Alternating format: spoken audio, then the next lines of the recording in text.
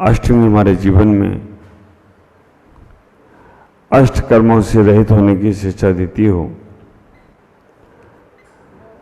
आप विचार करके रखें, हम अष्टमी के दिन क्यों पूजा पाठ करते हैं, क्यों विशेष भक्ति करने का प्रयास करते हैं, क्यों हम बड़ी शांति धारा के माध्यम से लाभ लेते हैं। कुछ तो होगा इस अष्टमी में। शाश्वत हमारे जीवन में 2 छुट्टियां हैं, हर महीने में 4। सरकार ने उसको रविवार के साथ जोड़ा है, लेकिन धर्म ने उसको अष्टमी और चतुर्दशी के साथ जोड़ा है। आप ख्याल करके रखें, गाड़ी भी रोज चलती है ना, तो भी उस गाड़ी में दशका लगने लगते हैं। तो गाड़ी भी हफ्ते में एक बार ओवरहालिंग के लिए 15 दिन में एक बार गैरेज में जाना चाहिए। तो हमें भी अपने जीवन में उस भौतिकता की चकाचौंध से, उस व्यापार मंडल से, उस जीवन के घर के कार्यकाज से फ्री होकर अष्टमी और चतुर्दशी के दिन विशेष रूप से धर्म ध्यान पूजा पाठ करना चाहिए। क्योंकि अष्टमी के दिन का व्यवहारिक कारण अगर हम समझते हैं, चिंतक लोग कहते हैं चिंतन करके कि अष्टमी को 8 कर्मों के लिए नष्ट करने के लिए साधना करो और चतुर्दशी को 14 गुणस्थान को पार जाने के लिए साधना करो। अष्टमी को साधना करना है तो अष्ट मूल गुणों को धारण करो, 8 प्रकार के मदों से दूर रहो, 8 प्रकार की शंकाओं से रहित हो। कहीं जाकर तुम्हारा अष्टमी का पर्व सार्थक होगा। 14 गुणस्थान को जाना है तो 14 जीव समाज को समझने का प्रयास करो, 14 मार्गणाओं को समझने का प्रयास करो। जब 14 जीव समासों को समझेंगे, 14 मार्गणाओं को समझेंगे, तो 14वें गुणस्थान तक जाने की व्यवस्था बनेगी। हम जानते नहीं हैं तो फिर कैसे जाएंगे? जो जानता है, समझता है, वो जाएगा और इस सिद्धालय में पहुंचेगा। हमारे आचार्य कुंदन स्वामी कहते हैं, जो जानता है द्रव गुण पर्याय से अरिहंत को, जो जानता है द्रव गुण पर्याय से अरिहंत को, वो जानता है द्रव गुण पर्याय से निज आत्मा को। केवल अरिहंत को जानने का मतलब ये नहीं है कि हमारे तीर्थंकर हैं, ये हमारे अरिहंत भगवान हैं, ये हमारे सिद्ध भगवान हैं, इनको जान लिया और बस हमारा होगी पूजा पाठ। जो जानता है द्रव गुण पर्याय से। द्रव गुण पर्याय क्या है? आप ख्याल करके रखना, द्रव गुण पर्याय क्या है? हर चीज का द्रव गुण पर्याय अलग अलग है। 6 द्रव हैं, जीव, पुद्गल, धर्म, अधर्म, आकाश, काल। अगर आला पद्धति ग्रंथ आप पढ़ेंगे तो हर चीजों के द्रव गुण पर्याय अलग अलग हैं। आप विचार करके रखना। पहले आप मोटा मोटी समझ लें, क्योंकि मोटी बुद्धि है अभी आपकी, अभी छोटी बुद्धि, सूक्ष्म बुद्धि नहीं है। द्रव मतलब जीव, जो सबके पास है। गुण मतलब ज्ञान और दर्शन, वो सबके पास है। पर्याय मतलब मनुष्य, स्त्री, त्रियंच, देव, नारकी, ये सब पर्याय। आप ख्याल करके रखना, पर्याय में तो चारों गतियों में जो जीव है, वो चारों गतियों का जीव पर्याय में भटक रहा है। मनुष्य पर्याय है, स्त्री पर्याय है, देव पर्याय है, नारकी पर्याय है, त्रिंश पर्याय है। और ये पर्याय शाश्वत नहीं है। शाश्वत है तो द्रव और गुण।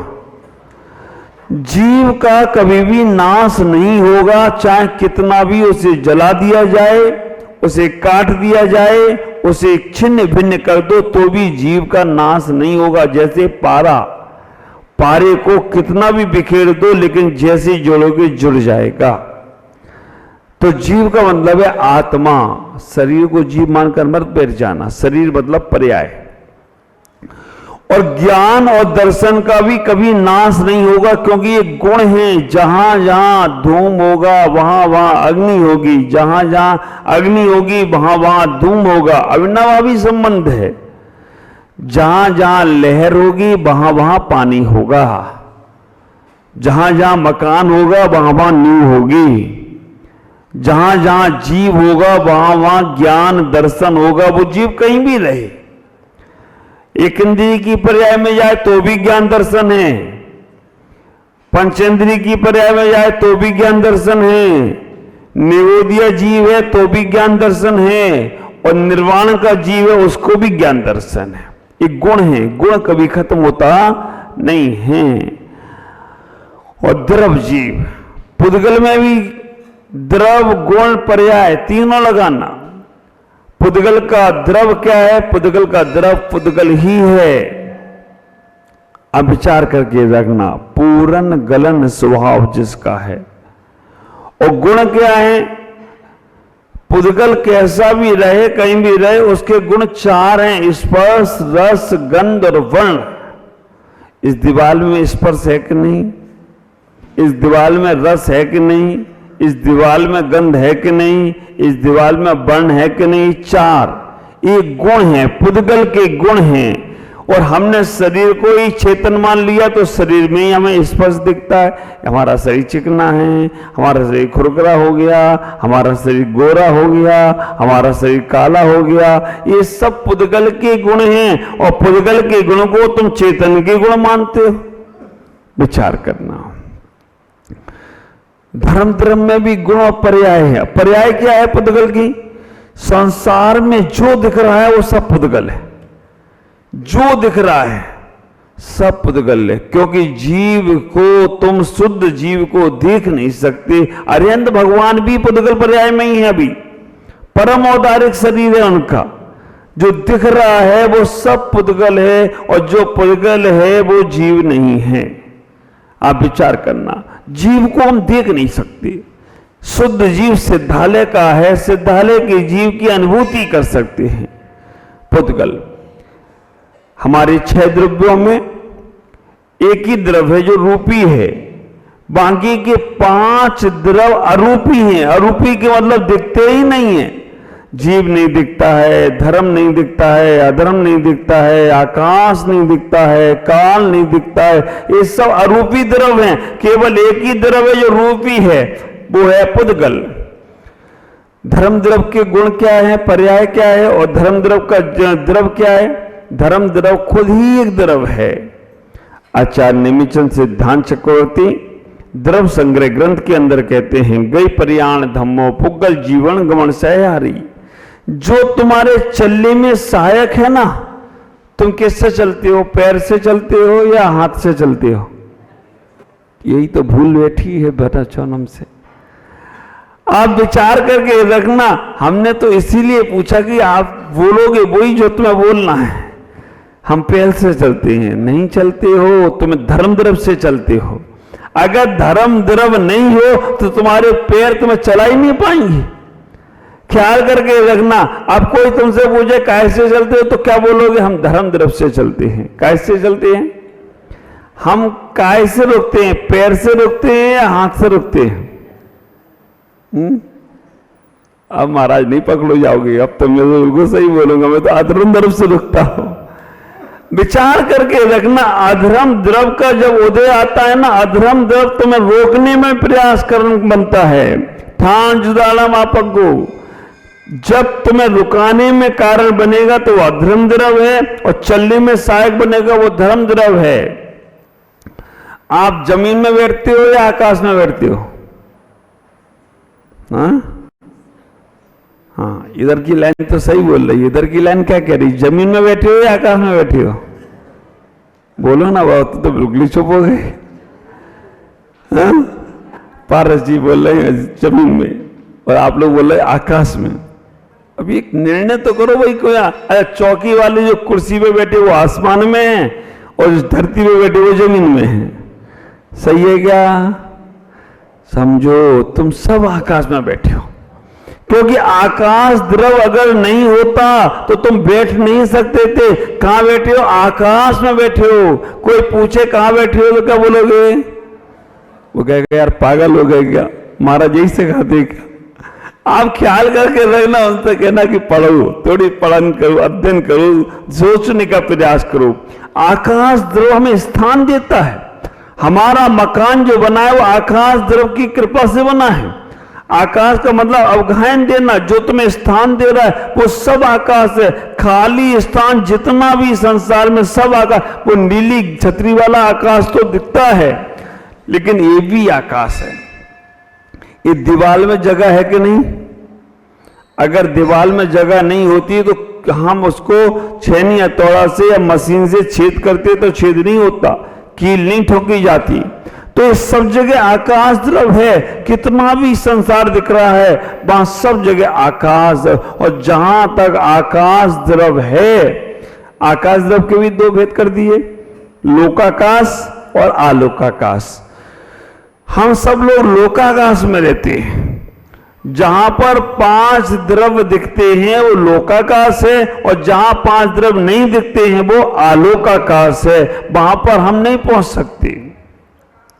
जहां जीव, पुद्गल, धर्म, अधर्म, आकाश दिख रहा है ये सब लोकाकाश है, और जो इससे ऊपर है जहां सिद्ध भी नहीं जा सकती।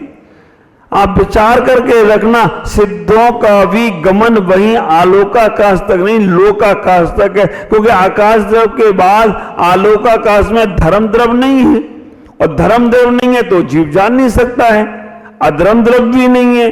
तो आप विचार करके रखना, चलने में सहायक धर्म द्रव है। काल द्रव, आपको परिवर्तन कौन करा रहा है? हाँ, शरीर बूढ़ा, शरीर जवान, शरीर युवा, शरीर बचपना, ये कौन बता रहा है? हाँ, उम्र बता रही है, काल द्रव बता रहा है? उम्र नहीं, आप नहीं बताते मैं 30 साल का हो गया, मैं 40 साल का हो गया। ये आपकी उम्र आपको बड़ा छोटा कर रही है, आप काल द्रव कर रहा है।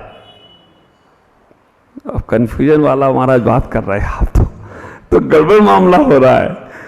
आप ख्याल करके रखना, जो उम्र का भी तगाजा है ना वो भी काल द्रव है, वो ही बता रहा है। जो मिनट, सेकंड, घंटे, महीने, वर्ष जो सब बता रहा वो काल द्रव है। उम्र का भी नया पुराना काल द्रव। ये 6 द्रव से संसार बना हुआ है, और इसी 6 द्रव के संसार में हम आवागमन कर रहे हैं। हमें इन 6 द्रव के संसार से हटकर अपने जीवन को समझने का प्रयास करना है। मेरी चर्चा इसके पहले कहाँ चल रही थी? 6 द्रव से पहले मेरे कहाँ की बात चल रही थी? हाँ, अष्टमूल गुणों की बात, अष्टमी की बात चल रही थी। हाँ ठीक है, अच्छे हमारे पास जो लोग बैठे, भागचंद जी निर्मल जी याद रख रहे हैं, क्या अशोक जी, आप विचार करके रखना। अष्टमी के 8 कर्मों को नष्ट करना है तो अष्टमूल गुणों को समझना पड़ेगा। 14 गुणस्थान से ऊपर जाना है तो 14 हमें जीव समाज समझना पड़ेंगे। 14 हमें जीव समाज, 14 मार्गाएं समझना पड़ेंगी, तब तो हम 14वें गुणस्थान से ऊपर तो जाएंगे तो सिद्धालय बनेंगे। आज अष्टमी के दिन क्यों पूजा पाठ के लिए कहा गया? क्योंकि व्यवहार दृष्टि से देखा जाए तो हमारे सरकार ने भी रविवार, क्योंकि हम लोग संडे में मालूम है, हम लोग ईसाई संस्कृति को मानते हैं। ये जो रविवार की छुट्टी है ईसाई संस्कृतियों में दी जाती है। हम लोग ईसाई संस्कृति के महीने मानते हैं। ये जनवरी, फरवरी, मार्च है ना, ये ईसा संवत है, इसमें ही हम लोग लग गए, पूरा देश लग गया इसमें। आप विचार करके रखना, वो ईसा मसीह के देश को, ईसा मसीह के समय को, जन्म को तो हमने मानने लग गए।